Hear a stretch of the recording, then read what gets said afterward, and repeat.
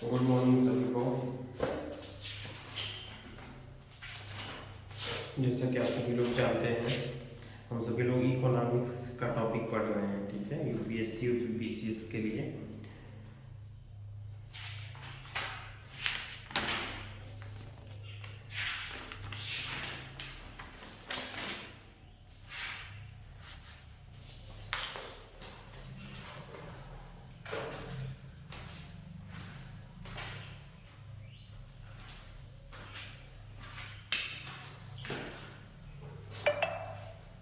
Economics को मुख्यतः दो वर्गों में वर्गीकृत किया जा सकता है, ठीक है।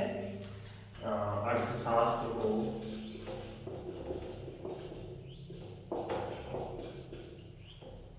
मुख्यतः दो वर्गों में वर्गीकृत किया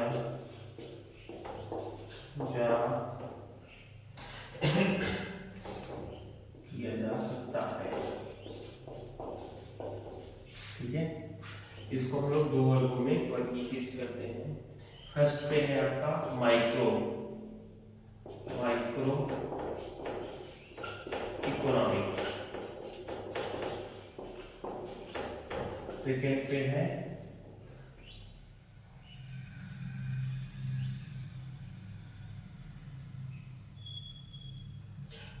मिक्रो है और ये माइक्रो है, ठीक है। माइक्रो इकोनॉमिक्स,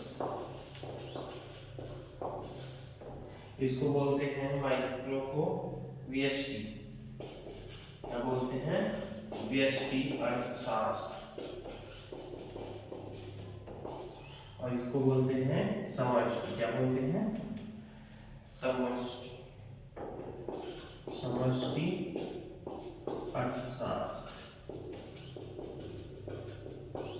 ठीक है। इकोनॉमिक्स जो है वो उसके टू पार्ट्स होते हैं। फर्स्ट वाला है माइक्रो, सेकेंड वाला है, फर्स्ट वाला मिक्रो, सेकेंड वाला माइक्रो, ठीक है। माइक्रो को हम लोग, मिक्रो को हम लोग व्यष्टि और माइक्रो को समष्टि बोलते हैं, ठीक है। और इसका जो खोज किया था, ठीक है, वो किसने किया था, इकोनॉमिक्स के एक साइंटिस्ट थे जिनका नाम था रेनॉल्ड फ्रीश, ठीक है।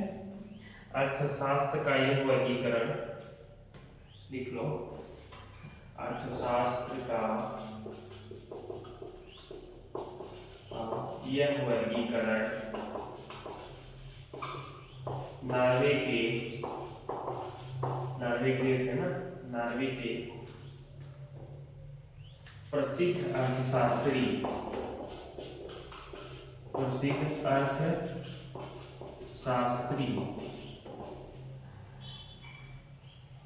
रेगनॉल्ड फ्रीश,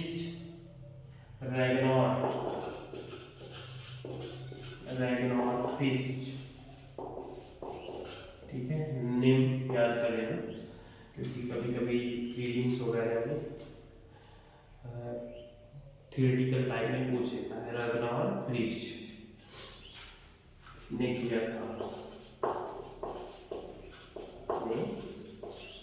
ठीक है।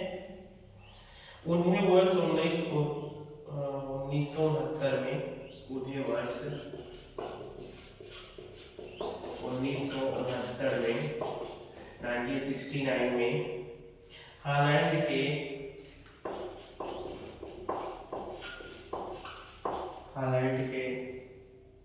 जॉन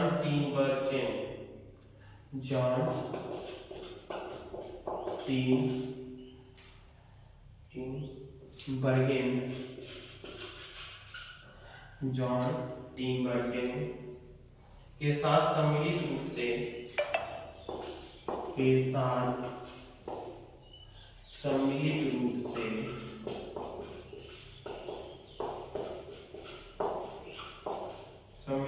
से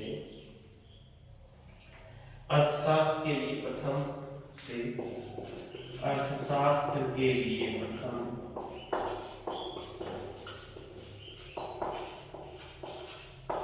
प्रथम नोबेल पुरस्कार से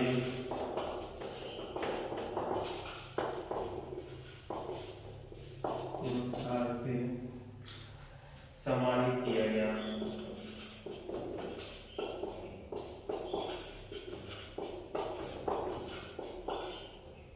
पुरस्कार से सम्मानित किया गया।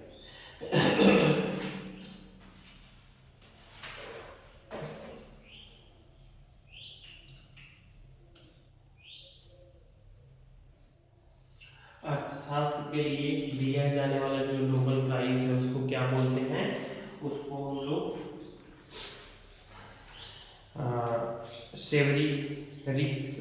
रिक्स bank prize for economic science कहा जाता है। ठीक है,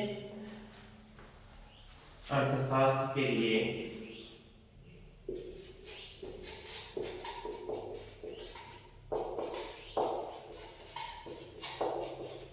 दिया जाने वाला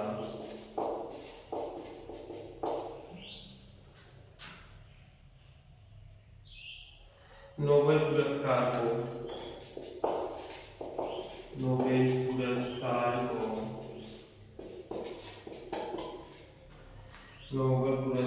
को औपचारिक रूप से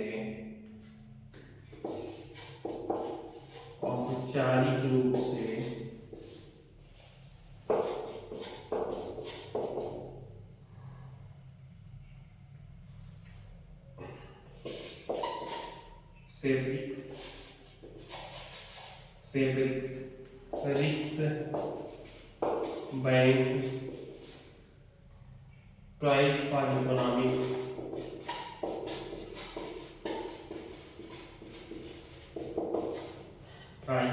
इकोनॉमिक्स साइंस कहा जाता है।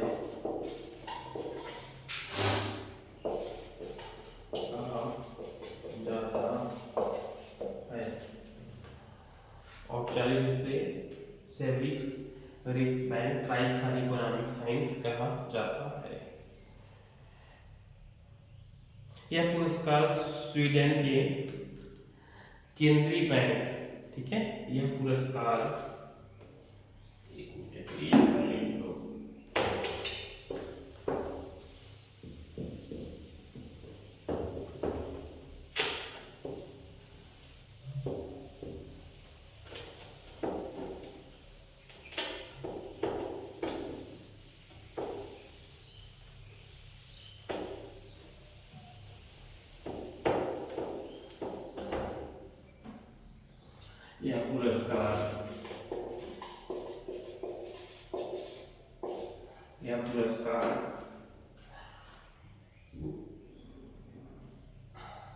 स्वीडन के केंद्रीय बैंक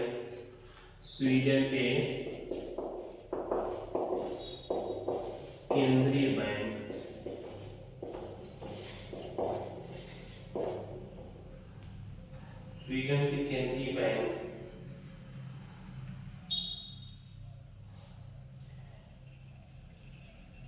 जैसे हम लोग के यहाँ पे सेंट्रल बैंक है वैसे ही वहाँ पे भी एक सेंट्रल बैंक है जिसका नाम है स्वेरिक्स रिक्स बैंक। ठीक है, स्वेरिक्स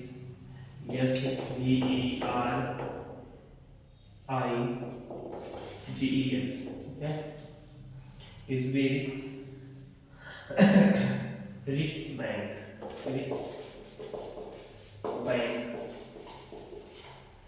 यहाँ पे आपको नहीं दिख रहा होगा, हम लोग यहाँ पे लिख रहे हैं। ठीक है, पूरा नेम क्या है? SVERIGES, इस रिक्स बैंक बोलते हैं इसको। के 30वें के 30वें वर्षगांठ के उपलक्ष्य पर दिया जाना आरंभ किया गया। वर्षगांठ के उपलक्ष्य पर दिया जाना आरंभ हुआ। ठीक है,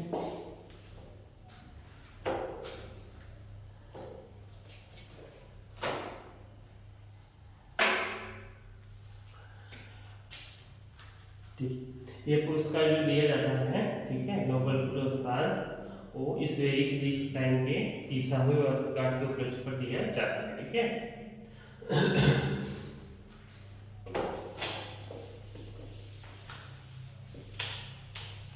अगला हम लोग का हेडिंग है, क्या है, micro economics. Micro MICR micro economics, इसको हम लोग व्यष्टि क्या बोलते हैं, व्यष्टि अर्थशास्त्र। ठीक है, आप लोग जब इकोनॉमिक्स जो लिए होंगे बीकॉम में खैर सब्जेक्ट ही है इकोनॉमिक्स का, तो उसमें ये मिक्रो माइक्रो दो क्या है आपके अलग अलग बुक्स मिल जाएंगे। ठीक है, तो वहाँ पे डिटेल में आपको दिया गया है, बट यूपीएससी के लेवल पे हम लोग थोड़ा बहुत इसको जानना है। ठीक है, माइक्रो एक ग्रीक शब्द है। माइक्रो कैसा शब्द है, माइक्रो एक ग्रीक शब्द है।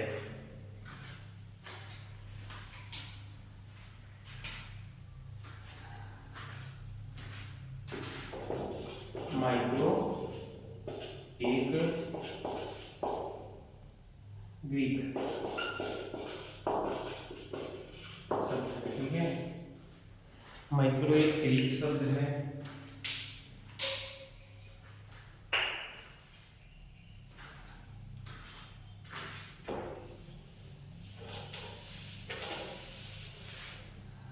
माइक्रो एक ग्रीक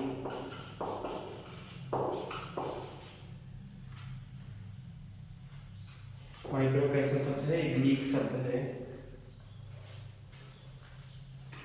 जिसका अर्थ है सूक्ष्म अथवा छोटा। जिसका अर्थ है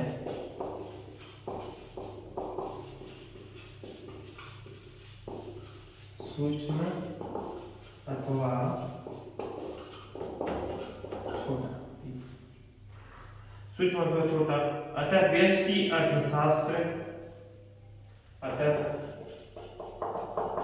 व्यष्टि अर्थशास्त्र, अतः व्यष्टि अर्थशास्त्र छोटे अथवा सूक्ष्म पक्षों का अध्ययन करता है। अतः व्यष्टि अर्थशास्त्र छोटे अथवा सूक्ष्म पक्षों का अध्ययन करता है। ठीक है, व्यष्टि अर्थशास्त्र जो है वो छोटे अथवा सूक्ष्म पक्षों का अध्ययन करता है। यह उन छोटी इकाइयों का अध्ययन करता है। यह उन छोटी इकाइयों का अध्ययन करता है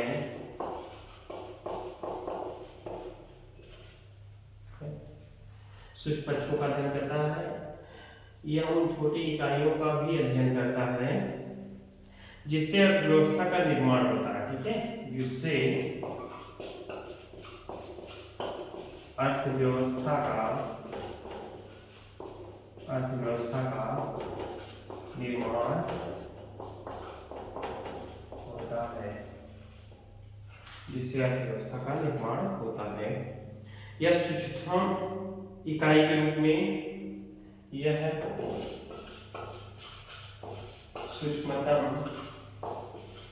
इकाई के रूप में, यह सूक्ष्म इकाई के रूप में एक परिवार एवं औद्योगिक इकाई के स्तर में, इकाई के रूप में एक परिवार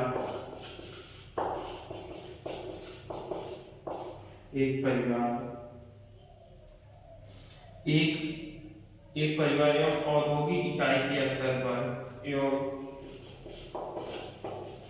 औद्योगिक इकाई के स्तर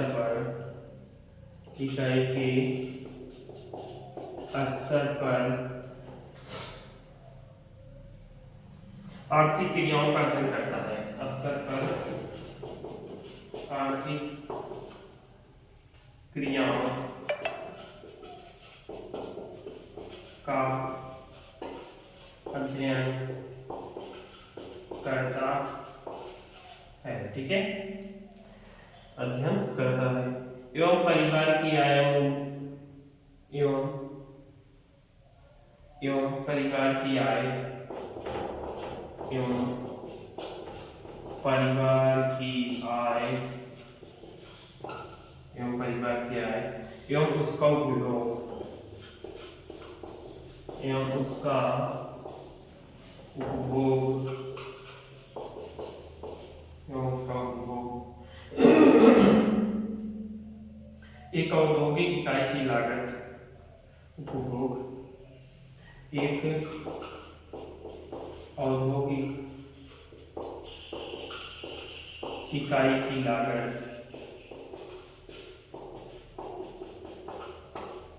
औद्योगिक इकाई की लागत एवं लाभ इत्यादि एवं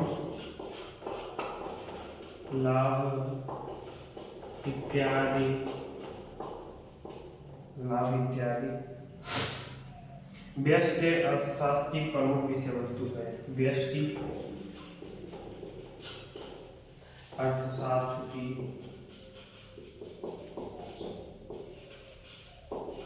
प्रमुख विषय वस्तु है। व्यष्टि अर्थव्यवस्था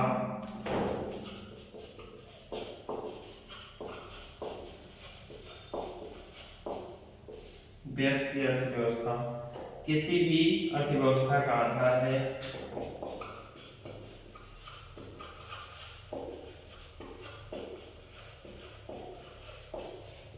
किसी भी अर्थव्यवस्था का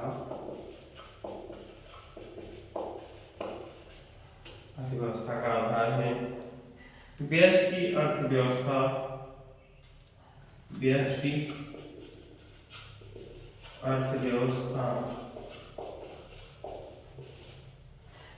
अर्थव्यवस्था पर ही समष्टि अर्थव्यवस्था आधारित है। समष्टि अर्थव्यवस्था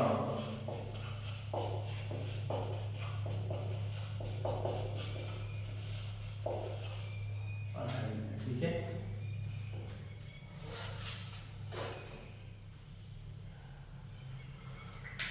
माइक्रो ग्रीक शब्द है, ठीक है, जैसा शब्द ग्रीक का है, जिसका मतलब है, जिसका अर्थ सूक्ष्म अथवा छोटा, ठीक है। मिक्रो, एक माइक्रो होता है मतलब बड़ा, मिक्रो मीन छोटा।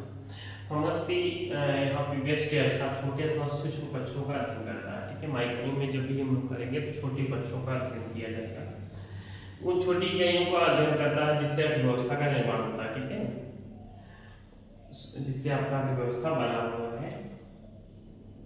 यह सूक्ष्मतम इकाई के रूप में एक परिवार एवं औद्योगिक इकाई के स्तर पर आर्थिक क्रियाओं का अध्ययन करता है, ठीक है। जब भी हम लोग माइक्रो इकोनॉमिक्स को पढ़ेंगे तो यहाँ पे एक परिवार के बारे में और जो भी इंडस्ट्रियल यूनिट्स हैं, ठीक है, उनके स्तर पर जो आर्थिक क्रियाएं किया जा रहा है उसका अध्ययन करते हैं। एवं परिवार की आय और उसका उपभोग, ठीक है, जो परिवार का आय है और उसका उपभोग है वो एक औद्योगिक इकाई की लागत एवं लाभ, ठीक है, जो इंडस्ट्रियल यूनिट्स लगेंगे वहाँ पे लाभ जो होगा और जो लागत लगेगी, ठीक है, उसका इसमें क्या है, मेन पॉइंट्स होते हैं पढ़ने के लिए। व्यष्टि अर्थव्यवस्था किसी भी अर्थव्यवस्था का आधार है। अगर कोई भी अर्थव्यवस्था पढ़ रहा है तो वहाँ पे मैक्रो इकोनॉमिक्स होना बहुत इंपॉर्टेंट है, नहीं तो वो आपका बन नहीं पाएगा। व्यष्टि अर्थव्यवस्था पर ही समष्टि अर्थव्यवस्था क्या है, आधारित है। उसी पे मतलब क्या होता है, वो डिपेंड करता है। अगर समष्टि नहीं है तो व्यष्टि भी नहीं होगा, व्यष्टि नहीं है तो समष्टि भी नहीं होगा। अगला हम लोग क्या है तो मैक्रो, ठीक है।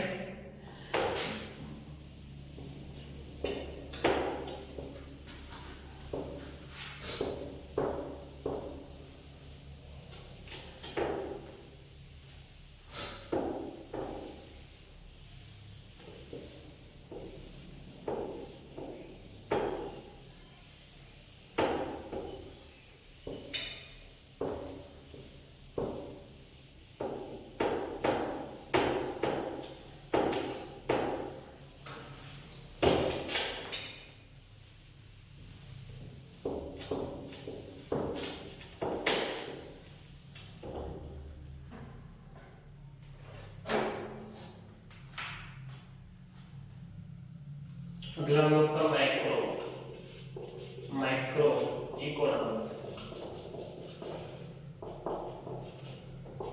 इसको हम लोग समष्टि बोलते हैं, ठीक है, समष्टि अर्थव्यवस्था या अर्थशास्त्र भी बोल सकते हैं, ठीक है। क्या होता है माइक्रो भी एक ग्रीक शब्द है जिसका अर्थ है व्यापक, ठीक है। ये भी क्या है, ग्रीक शब्द है, माइक्रो भी एक ग्रीक शब्द है, ठीक है।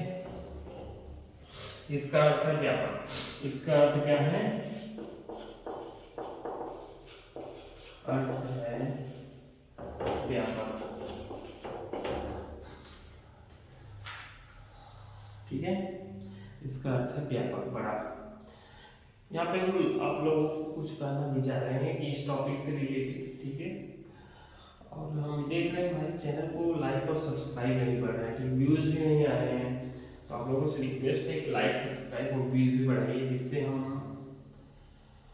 जो मेहनत है उसको दुगुना तिगुना तेजी से करें और आप लोगों को अच्छे अच्छे कंटेंट मिलते रहें, ठीक है। बाकी आप लोग कुछ समझदार हैं। माइक्रो भी एक क्या है, ग्रीक शब्द है जिसका अर्थ है व्यापक अथवा बड़ा, अथवा बड़ा, ठीक है। व्यापक मीन्स होता है बड़ा। अतः समष्टि अर्थव्यवस्था, अतः समष्टि अर्थव्यवस्था, अतः समष्टि अर्थशास्त्र या अर्थव्यवस्था, अर्थशास्त्र, अतः समष्टि अर्थशास्त्र अर्थव्यवस्था के बड़े पहलुओं का अध्ययन करता है। अर्थशास्त्र अर्थव्यवस्था, अर्थव्यवस्था के बड़े पहलुओं का अध्ययन करता, ठीक है। अर्थशास्त्र अर्थव्यवस्था के बड़े पहलुओं का अध्ययन करता है। इसके अंतर्गत आर्थिक समृद्धि, इसके अंतर्गत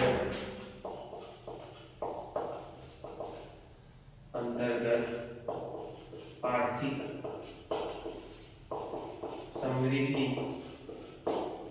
इसके अंतर्गत आर्थिक समृद्धि, आर्थिक विकास, राष्ट्रीय आय, आर्थिक विकास,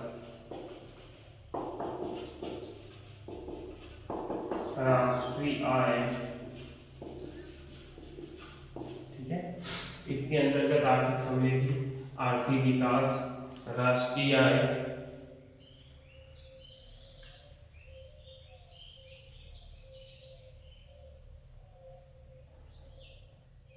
आर्थिक नीतियां, मुद्रास्फीति, आर्थिक नीतियां,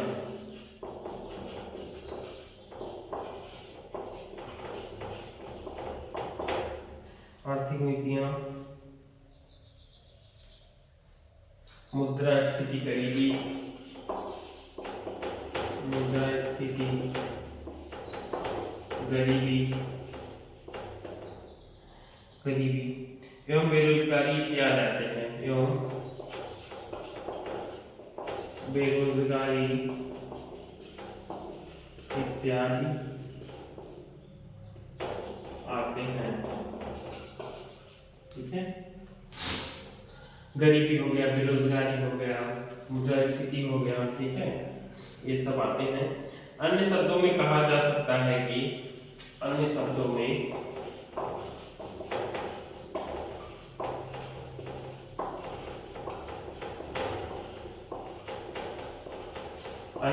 में कहा जा सकता है कि राष्ट्रीय अथवा सामाजिक स्तर पर, कि राष्ट्रीय अथवा सामाजिक स्तर पर, राष्ट्रीय अथवा सामाजिक स्तर पर आर्थिक क्रियाओं का अध्ययन, स्तर पर आर्थिक क्रियाओं का अध्ययन, आर्थिक क्रियाओं का अध्ययन समष्टि अर्थशास्त्र के अंतर्गत किया जाता है। अध्ययन समष्टि अर्थशास्त्र के अंतर्गत किया जाता है। ठीक है, यहाँ पे हम लोग बड़े पहलुओं के बारे में क्या करते हैं, माइक्रो जो होता है, मिक्रो से फिर माइक्रो हो जाएगा। माइक्रो का मतलब होता है समष्टि, समष्टि का मतलब होता है व्यापक, व्यापक का मतलब होता है बड़ा। ठीक है, यहाँ पे माइक्रो भी एक ग्रीक शब्द है जिसका अर्थ है व्यापक अथवा बड़ा। अतः समष्टि अर्थशास्त्र अर्थव्यवस्था के बड़े पहलुओं का अध्ययन करता है। ठीक है, जैसे आर्थिक समृद्धि, इकोनॉमिकल जो डेवलप हुआ, ठीक है, कितना आपका समृद्धि हो रहा है, ठीक है, आर्थिक विकास कैसे होगा आपका, कैसे डेवलप करोगे, राष्ट्रीय आय जो आ रहा है, ठीक है, नेशनल इनकम जिसको बोलते हैं, और इकोनॉमिक पॉलिसी जो होते हैं, ठीक है, आर्थिक नीतियाँ जो होती हैं, मुद्रास्फीति, इन्फ्लेशन बोलते हैं, मुद्रास्फीति। मुद्रास्फीति क्या होता है, महंगाई। मुद्रास्फीति का मतलब होता है महंगाई, वस्तु और सेवाओं के मूल्य में लगातार बढ़ोतरी। ठीक है, जब भी कोई वस्तु है, ठीक है, सामान है, सेवाएं, वस्तु और सेवाओं के मूल्य में लगातार बढ़ोतरी को हम लोग क्या बोलते हैं, इन्फ्लेशन बोलते हैं, मुद्रास्फीति करते हैं। हाँ, जैसे कोई आप सामान खरीद रहे हो, ठीक है, जैसे हम लोग खरीद रहे थे 2014 में, 2013 में जो सामान हम लोगों को 50 रुपये में मिल रहा था, आज वही सामान हम लोग खरीदने जाएंगे 2025 में, 2026 में जब भी जाएंगे खरीदने, तो हम लोग का जो रेट है, ठीक है, वो क्या हो जाएगा, वो 50 की जगह पे अभी रेट क्या होगा, बहुत तेजी से बढ़ा हुआ है, ये इन्फ्लेशन है। ठीक है, जैसे 50 का जो सामान था वो अभी 500 रुपये मिल रहा है। हाँ, तो इसको हम लोग इन्फ्लेशन बोलते हैं। ये क्यों, ये मुद्रास्फीति क्यों बढ़ती है, जैसे जैसे जनसंख्या बढ़ती है, ठीक है, जैसे जैसे जनसंख्या बढ़ती जाती है मुद्रास्फीति भी बढ़ता जाता है। इसमें किसी भी सरकार का कोई दोष नहीं होता है। ठीक है, ये नहीं कि ये सरकार गलत है, ये सरकार आ जाने की वजह से ऐसा हो गया है, तो ऐसा कुछ भी नहीं है। मुद्रास्फीति का जो इफेक्ट होता है वो जैसे जैसे क्या होगा, यहाँ पे परिवार है, ठीक है, जैसे जैसे आपके परिवार है, आपका जनसंख्या है, ठीक है, पूरे देश की जनसंख्या, उसमें क्या हो रहा है, लगातार वृद्धि होती जा रही है ना, जैसे जैसे वृद्धि होगी वैसे ही क्या, इन्फ्लेशन। हाँ, इन्फ्लेशन, इन्फ्लेशन मुद्रास्फीति बढ़ती जाएगी। ये नहीं किसी बहकावे में आगे ये सरकार गलत है, हाँ, ये सरकार गलत है, इसके आ जाने से महंगाई आ गई, हाँ, इसके आ जाने से गरीबी आ गई, ऐसा कुछ भी नहीं है। जो भी है वो सब सरकार की, इसमें कोई डिफरेंस ही नहीं होती है। जो भी होता है वो परिवार के ऊपर डिपेंड करता है, आपकी जनसंख्या कितनी स्पीड से बढ़ रही है इस पर डिपेंड करता है। इन सब की वजह से ही क्या है, मुद्रास्फीति बढ़ती है। ठीक है, वस्तु और सेवाएं क्या हो जाएंगी, महंगी होती चली जाएंगी। हाँ, मुद्रास्फीति के बारे में हम लोग अध्ययन करेंगे। गरीबी क्या है, ठीक है, गरीबी भी क्या होता है, एक माइक्रो समष्टि अर्थव्यवस्था के अंतर्गत आता है। जैसे गरीबी जो है वो काफी व्यापक रूप में होती है ना, ऐसे तो है नहीं पूरे देश में, पूरा जो हम लोग का भारत देश है, ठीक है, ऐसे तो है नहीं कि पूरा देश में क्या है, पूरे देश में, पूरे इंडिया में ऐसा तो है नहीं कि मतलब एक ही दो लोग क्या है गरीब है, ऐसा तो है नहीं। जो भी जनसंख्या है वो क्या है, लाखों में है, करोड़ों में है। हाँ, करोड़ों में होने की वजह से इसको हम लोग समष्टि अर्थव्यवस्था में रखते हैं। बेरोजगारी का भी जो दर है वो भी क्या है, काफी ज्यादा है, जिसकी वजह से इसको भी हम लोग समष्टि अर्थव्यवस्था में रखते हैं। तो कभी कभी क्वेश्चन प्रीलिम्स से पूछ जाता है कि समष्टि अर्थव्यवस्था के जो पॉइंट्स है, ठीक है, ये आपके मिक्रो में रहेंगे कि माइक्रो में रहेंगे, तो आपको बताना पड़ता है। मुद्रास्फीति हम लोग समष्टि में रखेंगे, माइक्रो में रखेंगे, और जो पीछे के थे छोटे छोटे मुद्दे थे उन लोगों को हम लोग क्या करेंगे, वो उसको माइक्रो में रखेंगे। ठीक है, तो गरीबी, बेरोजगारी, ये सब क्या बड़े मुद्दे हैं, शब्दों में कहा जाता है राष्ट्रीय अथवा सामाजिक स्तर पर आर्थिक क्रियाओं का अध्ययन, ठीक है, समष्टि अर्थव्यवस्था के अंतर्गत किया जाता है।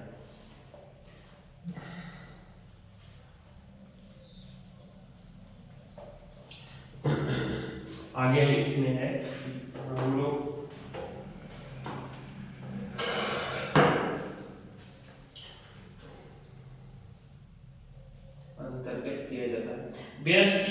अर्थशास्त्र एवं समष्टि अर्थशास्त्र, व्यष्टि अर्थशास्त्र एवं समष्टि अर्थशास्त्र, व्यष्टि अर्थशास्त्र एवं समष्टि अर्थशास्त्र दोनों एक तौर पर घनिष्ठ संबंधित हैं। दोनों एक तौर पर घनिष्ठ संबंधित है। ठीक है, घनिष्ठ संबंधित है। यह दोनों ही एक दूसरे को प्रभावित करते हैं। यह दोनों ही एक दूसरे को प्रभावित करते हैं। यह दोनों ही एक दूसरे को प्रभावित करते हैं। उदाहरण स्वरूप यदि मांग आपूर्ति को पार कर जाए, उदाहरण स्वरूप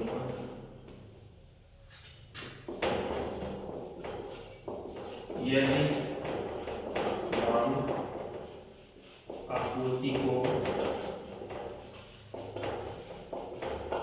पार कर जाए, ठीक है, उदाहरण के रूप में अगर क्या करें हम लोग, जैसे किसी वस्तु की मांग बहुत तेजी से बढ़ जाए, ठीक है, मांग जो है बढ़ गई तो आपूर्ति क्या हो जाएगी, आपूर्ति कम हो जाएगी।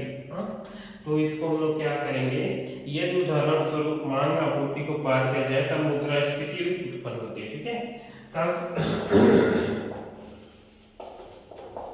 मुद्रास्फीति उत्पन्न होती है। ठीक है, मुद्रास्फीति का मतलब क्या होता है, महंगाई। ठीक है, जैसे अभी लॉन्च हुआ है हमारा आईफोन, ठीक है, आईफोन 15 है, आईफोन 15 लॉन्च हुआ है, आईफोन 15 लॉन्च हुआ है, तो उसका रेट जो है वो मार्केट में क्या है, बहुत ज़्यादा है, 150 है, किसी का 2 लाख तक है। हाँ, तो यहाँ पे आपूर्ति क्या है, एप्पल का आपूर्ति जो है अन्य कंपनियों की तुलना में वो हाई क्वालिटी का भी है। ठीक है, एप्पल जो है, इसलिए एप्पल क्या कर रहा है, उसका जो रेट है, ठीक है, कोई मार्केट में उसको कंपटीशन देने वाला नहीं है। मार्केट का जो वैल्यू है उसका बहुत ज़्यादा है, तो यहाँ पे क्या है, मांग ज़्यादा है। ठीक है, मांग ज़्यादा है लेकिन आपूर्ति कम है।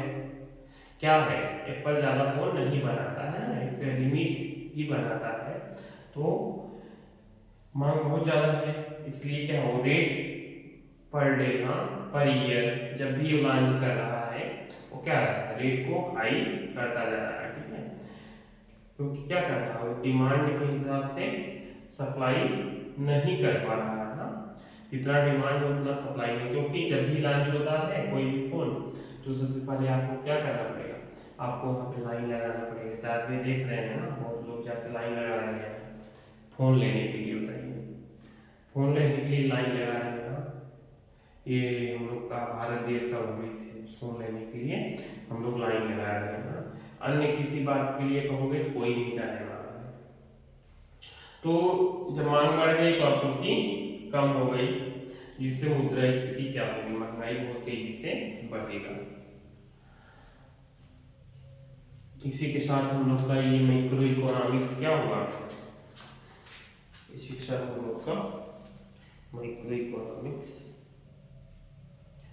खत्म हुआ।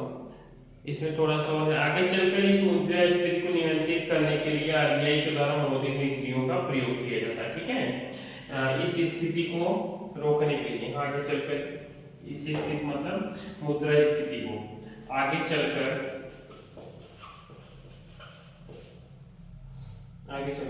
इस मुद्रास्फीति को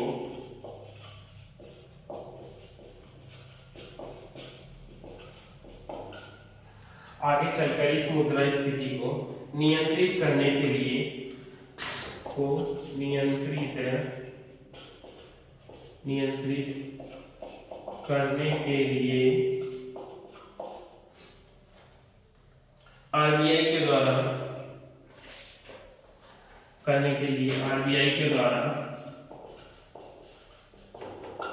आरबीआई के द्वारा मौद्रिक नीतियों का प्रयोग किया जाता है। ठीक है, आरबीआई के द्वारा मौद्रिक नीतियों का प्रयोग किया जाता है। ठीक है, हम लोग माइक्रो मैक्रो पढ़ लिए, माइक्रो भी पढ़ लिए। ठीक है, इसी के साथ आपका ये खत्म हुआ। नेक्स्ट टॉपिक हम लोग का रहेगा इन्फ्लेशन, मुद्रास्फीति क्या होता है। ठीक है,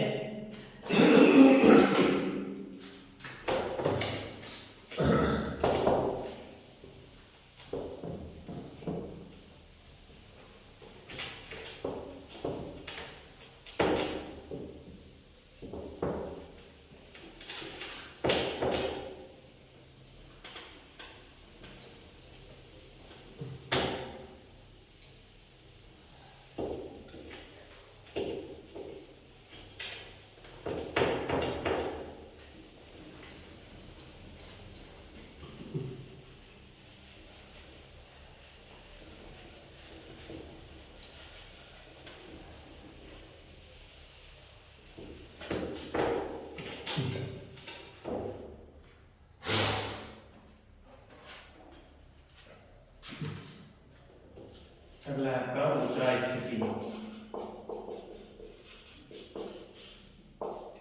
इन्फ्लेशन क्या बोलते हैं?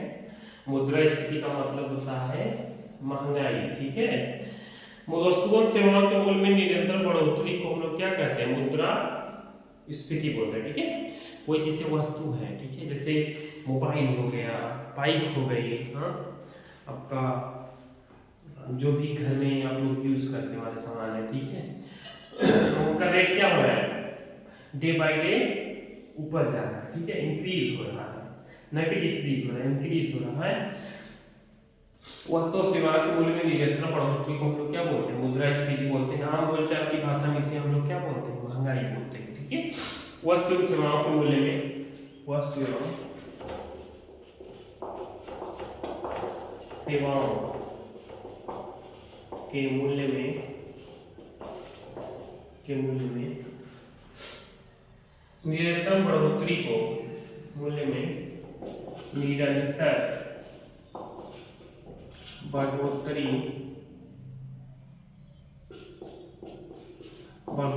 को मुद्रास्फीति कहते हैं।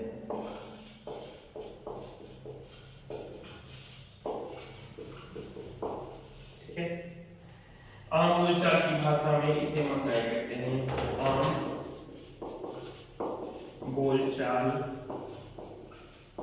की भाषा में इसे महंगाई कहते हैं। ठीक है, जैसे गांव में बोला जाता है ना, महंगाई आ गई है, तो ऐसे हम लोग जो इकोनॉमिक्स वाले हैं, ठीक है, जो इकोनॉमिक सेक्टर में जॉब करते हैं, हम लोग क्या बैंकिंग सेक्टर में आप जाएंगे तो कहेंगे इन्फ्लेशन कितना है, ठीक है, क्या रेट है, पैसा कितनी तेजी से बढ़ रहा है और सामान कितनी तेजी से बढ़ रहे हैं। ठीक है, तो इसलिए हम लोग आमचाल बोलचाल की भाषा में महंगाई कहते हैं। ठीक है,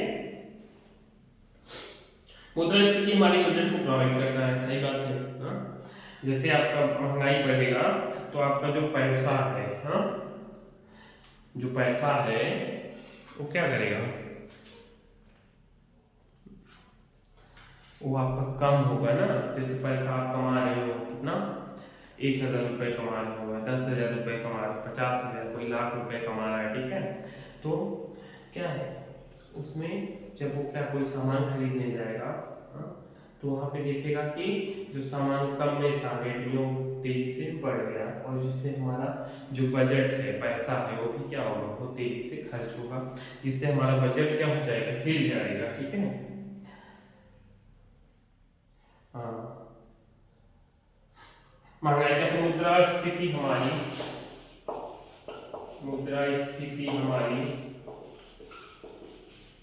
बजट को प्रभावित करती है। ठीक है, क्या करती है? प्रभावित करती है।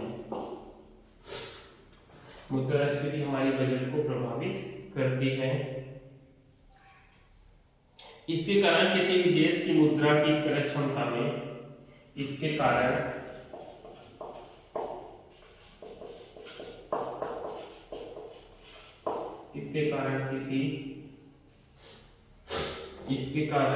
किसी भी देश की मुद्रा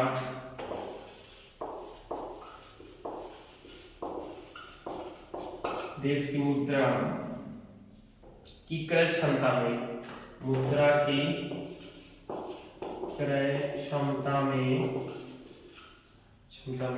कमी उत्पन्न होती है।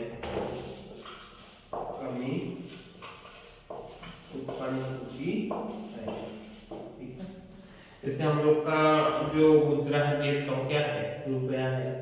ठीक है, तो यहाँ पे किसी भी देश मुद्रा क्रय क्षमता में कमी उत्पन्न होती है। जिससे आपका पैसा 1000 रुपये है, ठीक है, रुपया है ना, 1000 रुपया है। तो जब हम कोई सामान खरीदने जाते हैं, महंगाई कर आ गई है, तो उस सामान को खरीदने के लिए हमें 2000 रुपया देना पड़ेगा। ठीक है, तो यहाँ पे जो पैसा था उसका क्षमता जो कैपेसिटी थी वो भी क्या हो गई, वो भी कम हो गई। और जैसे जैसे क्या हो रहा है, डॉलर मजबूत हो रहा है ना, डॉलर 82-83 भी तो हमने देखा नहीं अपडेट है, डॉलर तेजी से क्या हो रहा है, ऊपर चल रहा है, पैसा नीचे आ रहा है। तो यहाँ पे जो डॉलर है वो मजबूत हो रहा है, लेकिन हम लोग का रुपया क्या हो रहा है, कमजोर हो रहा है। जिसकी वजह से हम लोगों को कोई भी सामान, अगर विदेशी सामान हम लोग मंगाते हैं, ठीक है, हम लोग फॉरेन से जब भी कोई इंपोर्ट करते हैं, बेचते हैं, लेते हैं, तो वहाँ पे हम लोगों को रुपया, ठीक है, रुपया आपको ज़्यादा देना पड़ेगा, डॉलर कम देना पड़ेगा। ठीक है, डॉलर के हिसाब से रुपया ज़्यादा आपको देना पड़ेगा। जैसे $1 है तो आपको $1 देना पड़ेगा वहाँ पे, लेकिन हम लोग को यहाँ से कितना 82-85 जो भी चल रहा है उसको देना पड़ेगा हमें। तो 1 रुपया क्या है वहाँ पे, जैसे $1 हम लोग का वहाँ पे $1 हुआ है, तो $1 का मतलब है कि अमेरिका का 1 रुपया, ठीक है, हम लोगों के 85 रुपये 86 रुपये जो भी है उसके बराबर है। तो यहाँ पे पैसा जो है क्या हो, बहुत तेजी से नीचे गया है, जिससे हम लोग की मुद्रा जो है क्षमता में कमी आई है। वास्तव में मुद्रा की क्रय क्षमता से उत्पन्न इसी कमी को ही वास्तव में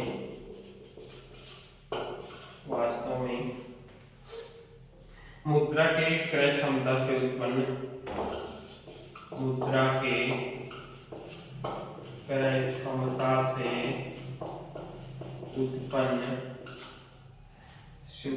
इसी कमी को ही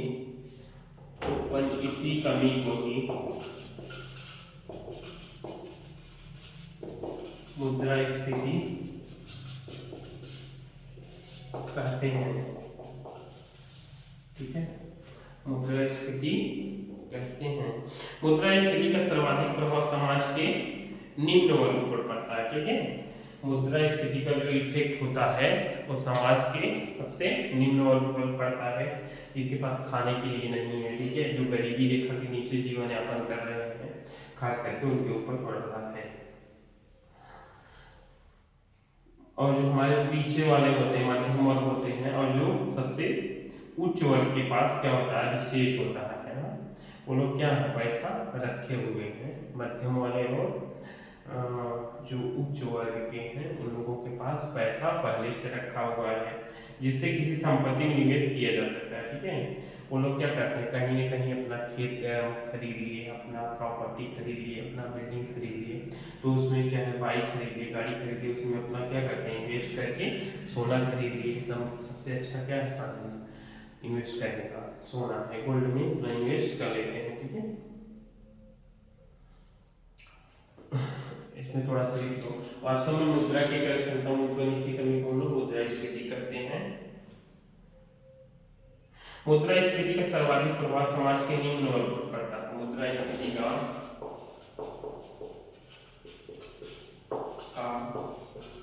सर्वाधिक प्रभाव समाज के निम्न वर्ग पर पड़ता है। ठीक है, मुद्रास्फीति का सर्वाधिक प्रभाव समाज के निम्न वर्ग पर पड़ता है। ठीक है, जो समाज का सबसे नीचे का वर्ग है उसी के ऊपर सबसे ज्यादा पड़ता है, क्योंकि उनके पास क्या है, पैसा नहीं है ना, वो लोग डेली कमाएंगे और डेली खाने वाले हैं। तो डेली कमाने और डेली खाने वाले का मतलब है डेली सामान भी आपको खरीदना है, जैसे खाने का सामान हो गया आपका, उसको डेली आपको खरीदना पड़ेगा। तो डेली खरीदने की वजह से डे बाई डे क्या है, उनको खरीदना है, जिससे उनको पर डे महंगाई का सामना करना पड़ रहा है। ठीक है,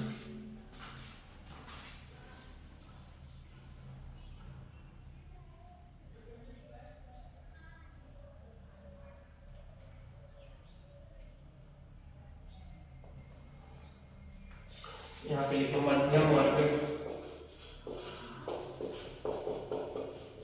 एवं निम्न वर्ग के पास, निम्न वर्ग के पास अधिशेष होता है। क्या होता है, अधिशेष, अधिशेष होता है, जिसे किसी संपत्ति में निवेश किया जा सकता है, जिसे किसी संपत्ति में निवेश किया जा सकता है, जिसे किसी संपत्ति में निवेश किया जा सकता है।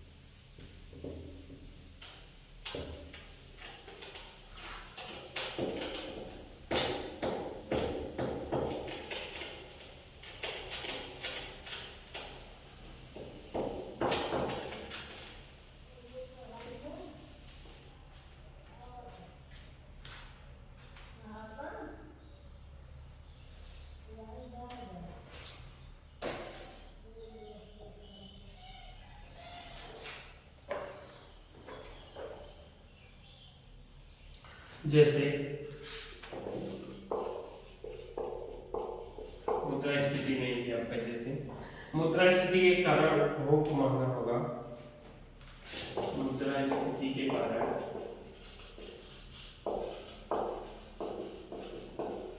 उपभोग तो महंगा होगा,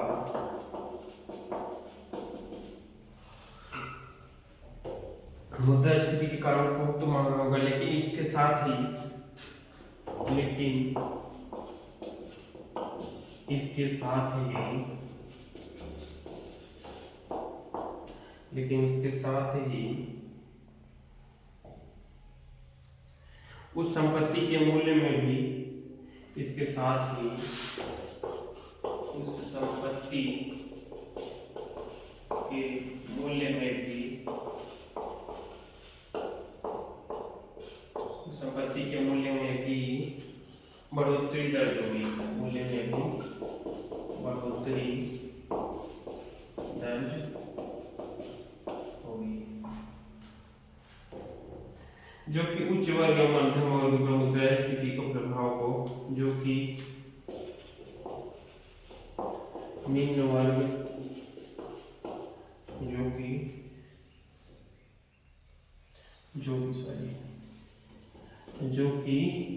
उच्च वर्ग एवं मध्यम वर्ग, उच्च वर्ग एवं मध्यम वर्ग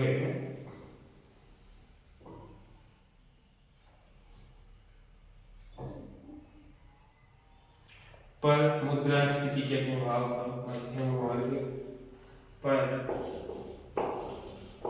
मुद्रास्फीति के प्रभाव को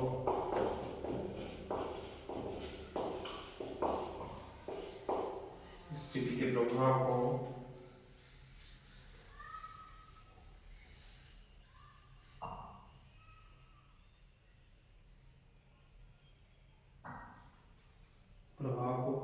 निरस्त कर देगी, निरस्त कर देगी। ठीक है। मुद्रास्फीति किसी देश मुद्रा की क्रय क्षमता में कमी को संबोधित करता है। मुद्रास्फीति, मुद्रास्फीति किसी देश की, किसी देश की मुद्रा की क्रय क्षमता में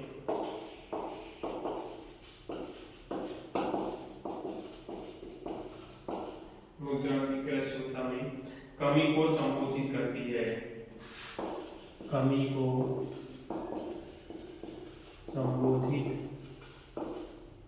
संबोधित करती है।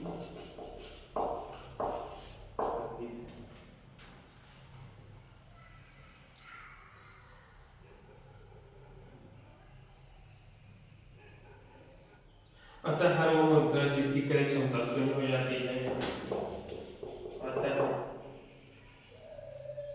हर वो मुद्रा, अतः हर वो मुद्रा जिसकी क्रय क्षमता शून्य हो जाती है, जिसकी क्रय क्षमता शून्य हो जाती है, उसे परिचालन से बाहर कर दिया जाता है, उसे परिचालन से बाहर कर दिया जाता है। वर्तमान में 50 पैसा, ठीक है, वर्तमान में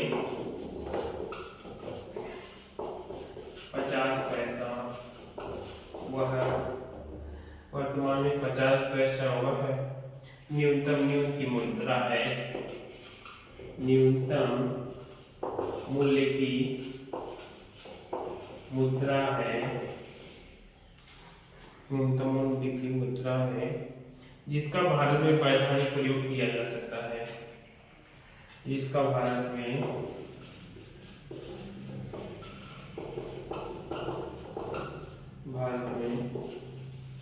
वैधानिक प्रयोग किया जा सकता है।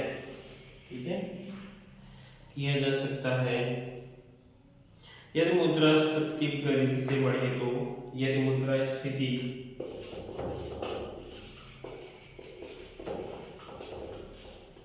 तीव्र गति से बढ़े तो,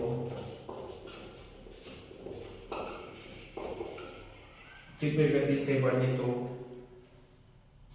ऋण देने वाले को घाटा होता है, ऋण देने वाले को घाटा होता है, घाटा होता है, जबकि ऋणी को लाभ होता है, जबकि ऋणी को लाभ होता है।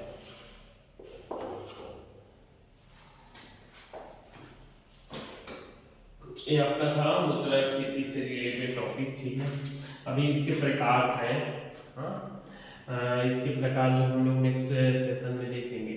मुद्रास्फीति के कारण, तो इसको हम लोग जैसे देखेंगे, मुद्रास्फीति के कारण बहुत महंगा होगा। ठीक है, इसके वजह से क्या होगा, उपभोग जो है, कोई भी सामान आप खरीदने जाएंगे बहुत तेजी से क्या हो जाएगा, वो महंगा हो जाएगा।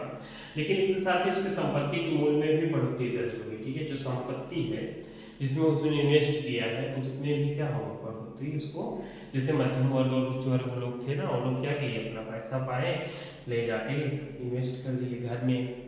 ठीक है, घर में इन्वेस्ट कर दिए, किसी प्रॉपर्टी खरीद लिया, तो यहाँ पे उपभोग तो महंगा होगा, लेकिन साथ में जो उसने संपत्ति खरीदा था उसके मूल्य में भी क्या होगी, बढ़ोतरी होगी, जो कि उच्च वर्ग मध्यम वर्ग पर मुद्रास्फीति प्रभाव को निरस्त करेगी। ठीक है, यहाँ पे जो उच्च वर्ग है, मध्यम वर्ग के लोग हैं, उनको जो प्रभाव है, इफेक्ट है मुद्रास्फीति का, उसको निरस्त कर देगी। मुद्रास्फीति किसी देश की मुद्रा की क्रय क्षमता में कमी को संबोधित करता है। ठीक है, मुद्रास्फीति किसी भी देश की मुद्रा की क्रय क्षमता में कमी को संबोधित करता है। जिससे महंगाई बढ़ गई तो किसी भी देश की जो मुद्रा है, पैसा है, उसका क्रय क्षमता क्या हो जाएगा, बढ़ जाएगा, कम हो जाएगा। अतः हर वो मुद्रा जिसकी क्रय क्षमता शून्य हो जाती है, उसे परिचालन से बाहर कर दिया जाता है। ठीक है, जैसे 25 पैसे का सिक्का, 10 पैसे का सिक्का, उसका क्या था, इसका क्रय क्षमता शून्य हो जाता है। ठीक है, को इसको खरीदने के लिए जो वैल्यूज है मार्केट का, ठीक है, मार्केट में जो सामान है वो उस वैल्यू के नहीं है। ठीक है, इसलिए उसको क्या किया, उसको बंद कर दिया गया होगा। जैसे कोई सामान अभी 1 रुपया से स्टार्ट हो गया मिलने, 1 रुपया से नीचे आपके सामान क्या है, नहीं बन रहे हैं, इसकी वजह से वो पैसा चलना बंद हो गया, उसको प्रचालन से बाहर कर दिया गया। वर्तमान 50 पैसा और न्यूनतम मूल्य की मुद्रा है जिसका भारत में वैधानिक प्रयोग किया जा सकता है। ठीक है, 50 पैसे क्या है, चलते थे, लेकिन अभी क्या है, वो भी बंद कर दिए गए हैं, लेकिन वैधानिक हम लोग इसका यूज कर सकते हैं। यदि मुद्रास्फीति ऋण देने वाले को घाटा होता है। ठीक है, यदि मुद्रास्फीति बहुत तेजी से बढ़ेगा तो जो ऋण देने वाला है उसको घाटा होगा, जबकि लेने वाले को क्या होगा, लाभ होता है। इस शिक्षा का टॉपिक खत्म होता है। अगला हम लोगों का मुद्रास्फीति के प्रकार। ठीक है, मुद्रास्फीति के प्रकार हम लोग नेक्स्ट सेशन में पढ़ेंगे। इसी के साथ थैंक यू, आप सभी लोग अच्छे से रहिए, मस्त रहिए, बाय।